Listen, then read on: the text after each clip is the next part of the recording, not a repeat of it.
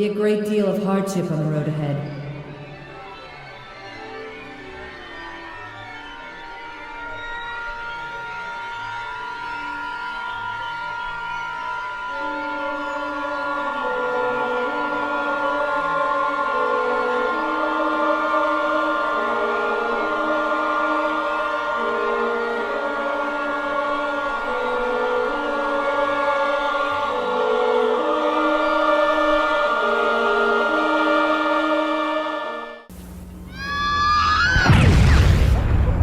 In reality, 343 really has taken a shit over Bungie's legacy and just the way that they've treated this franchise in general. I mean, the Halo series itself was the catalyst for modern gaming to become mainstream. It was Xbox's flagship title, and for a lot of people it was the whole reason that they chose to buy an Xbox over a PlayStation. And now, what, 24 years after Halo Combat Evolved's release, Halo is nowhere near as popular as it was in the mainstream. And I mean, how did the series that defined console gaming itself just fade into the background? 343 and Microsoft have almost done exactly the opposite of what Bungie did during the uprising of Halo. Bungie was known for being really in touch with the community, doing lots of community events, doing stuff that benefited the player base, things like Forge, replay mode, file share, even stuff like voice chat, armor being unlockable just through playing the game. All of these features that were core aspects of Halo have just been completely thrown out the window by 343. Halo originally gained its popularity as a LAN and split-screen multiplayer shooter. It built a strong community of die-hard fans who loved the game and, just loved getting together with friends to play against each other. Halo became so popular just because of LAN and split-screen multiplayer. That's something that we don't see in the newest Halo games. Halo 5 and I think Halo Infinite do not have split screen. And this is just something that shows that they're choosing to ignore what the player base wants. Features from earlier games like Halo 2, being able to matchmake with people that you've already played with and just staying with the same team. All of these features that built sort of a community in Halo have just been stripped away, and they're turning it into another COD-like game. They're focusing on skill-based matchmaking. They're not focusing on the community experience itself. And just the way that the companies have not listened to the fan base with things we want like split screen. Halo got big off of split screen. Split screen LAN, those were what popularized Halo. That's something your friends would come over, you'd play Halo on the Xbox, sit down at a couch and you'd play it. That's not something that you can really do with Halo 5 and Halo Infinite. Bungie as a company continuously just innovated and strived to make the community experience better for players. I mean, if you look from each game, they just continuously improved upon that social aspect of Halo. I mean, Halo 1, they had LAN, they had split screen. Halo 2, they added voice chat online. That was one of the first games to have online multiplayer. And they even had features where you could queue up with the same team that you were already playing with. I mean, these were just things that built the community and, kind of made Halo what it is today. This is not something that even exists as a concept in the newest Halo games. It's all skill-based matchmaking. You're not allowed to party up with people that you just played with. You have to add them and invite them to your party. And with Halo 3, they just continue to innovate. They added Forge, which created an entire new community within Halo. It made forgers. Now there was almost like 3 different groups of people in Halo. There was people who just stuck to the campaign, loved playing the story. You had the sweats who stayed in the multiplayer, and then you had forgers, people who made maps, people who played those and just loved playing custom games. And they improved upon it. And if you look at Halo Reach, they just improved upon the system entirely. I mean, if you just look at the unique experiences that players made, they made racing game modes, there were countless infection maps, and literally anything that you wanted to make that you could play with friends and randoms. And one key issue that really shows why Halo as a franchise has been failing is armor customization. If you look at Halo 3, the way to unlock armor in that game was through achievements or campaign progression.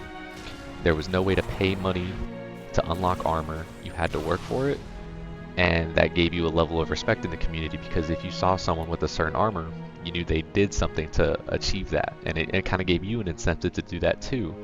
Because hey, if you see someone with that cool armor, you can do the same exact stuff they did, and you can get it too. I mean, it might not be easy, but you can do it.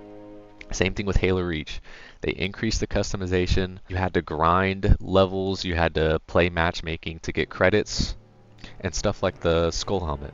That's like a badge of honor. You had to get Inheritor, you had to grind the game out. That's not something that they replicate in the current modern Halo, because ever since Halo 5 with the introduction of rec packs, well, that's not what it is currently, but with rec packs you had to spend money or you had to grind the game endlessly just for a chance to get some random armor piece.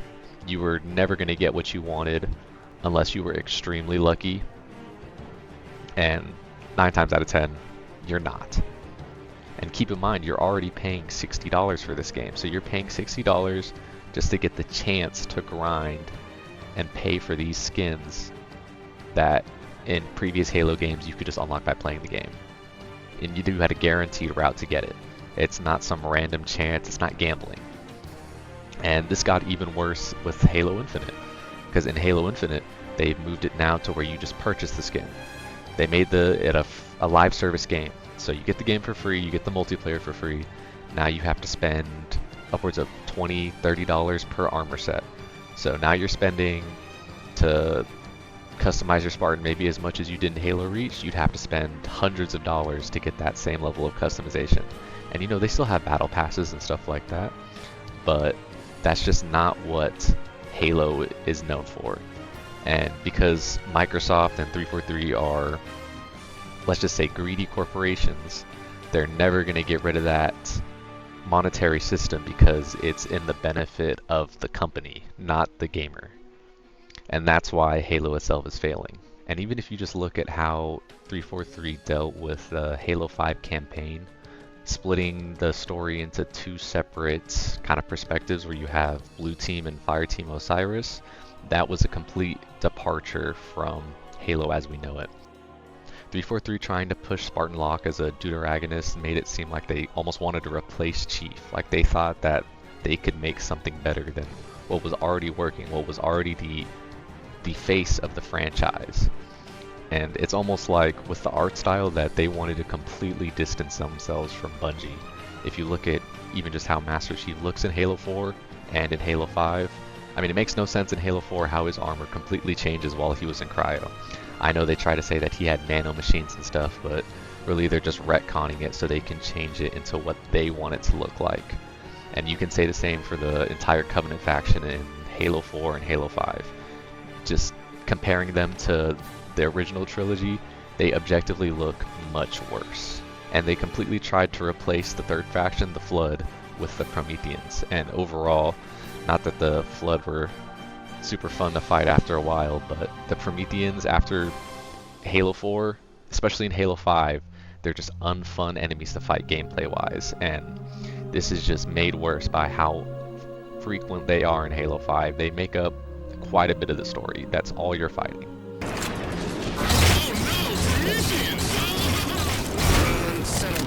And even just with how they took the story, trying to make Cortana into a villain and making Master Chief go rogue for Halo 5 because they wanted a similar level of marketing that they had for Halo 3. They wanted to draw up attention, but it didn't work and it just completely ruined the story. And you can even see this with how 343 handled just the actual multiplayer itself for the Halo games. I mean, if you look at Halo 4, they tried to turn it into Call of Duty with the whole class system, with requisitions, being able to spawn in weapons.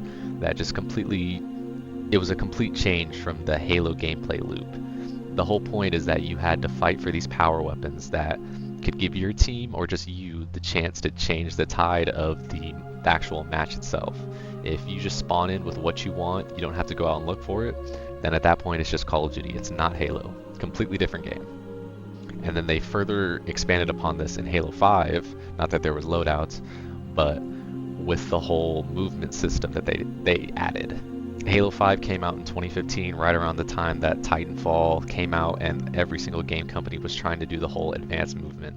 I mean, you had Advanced Warfare, Black Ops 3, all of those. Not that Black Ops 3 was a bad game, but pretty much everyone back then hated the advanced movement. No one wanted it, and yet all these game companies just kept trying to push it. Dashes, ground pounds, these are all mechanics in multiplayer that most of the fan base hated. Really, the only people that actually liked it were new players, and I mean, at that point, it's just not Halo. If you want a fast-paced gameplay where you're focusing more on movement, go play Titanfall. It's a great game. That's not what Halo is. And even if you look at how they treated the launch of that game, Halo 5 did not launch with Forge. That's something that, since Halo 3, every mainline game has had Forge. Even Halo 4 had it. And this was really bad for the launch. These companies are rushing out games that are unfinished, and they're drip-feeding content. Even though Halo 5 Forge came out a couple months after the game came out, it still damaged Halo 5's reputation because people already hated the campaign, they hated the multiplayer, and the fact that Forge wasn't even out, it completely ruined the launch. Although I will give them credit, Halo 5 Forge was really good, especially with scripting and all that. The Forge and custom games for that game were great. I would say out of any Halo game, Halo 5 custom games are definitely the best. And I know some people are going to get mad at me for saying that, but I'm just talking purely gameplay wise. Just the level of detail you can put in the Forge maps and stuff like Fat Kid Funhouse, I'm sure y'all played that before. That's not something you can do in an older game, and it just makes it unique. But all of this really just goes to show that 343 is trying too hard to reinvent Halo and make it into something that it's not. There was an established blueprint. Halo 1, 2, and 3, they just built up upon each other. They added features that were in the last game. I know they took dual wielding out in Reach, but these changes were not something so drastic that it felt like an entirely new genre or just an entirely new franchise each game. And it just goes to show that these companies really do not know the background of Halo. Many of these workers really didn't grow up playing it. And these companies are more focused on just turning a profit. That's why Halo Infinite, it's so many microtransactions. They went to the free-to-play model. The game launched with barely any content. The campaign was horrible. Halo is known for its iconic set pieces. The whole open world part, every single area in the game, besides like the indoor sections, look the exact same. When you think of a mission from any Halo game, you can think of it. Just because of the unique set piece, they all look almost completely different. I mean, think of missions like Pillar of Autumn, Savo Highway, the Ark. All of these missions are unique. They have their own atmosphere, setting, and it's all just something that you can think of it off the top of your head. It's something unique. That's not something that's in Halo Infinite. So yeah, all these factors really just show why 343 and Microsoft really shouldn't have control of this IP anymore. They have no idea what they're doing, they're not listening to fans, and they're trying to make Halo into something it's not.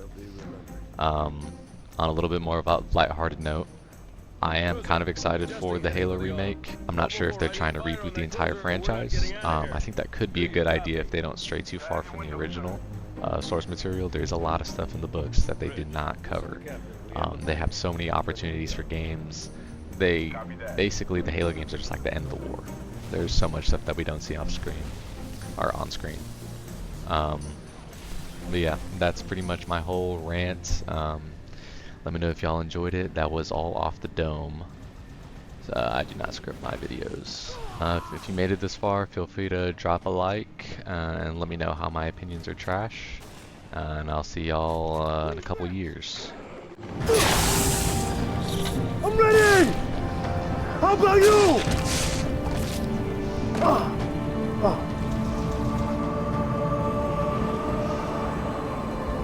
Lieutenant, get aboard! We gotta get the hell out of here! Negative. I have the gun. Good luck, sir. Good luck to you, Spartan.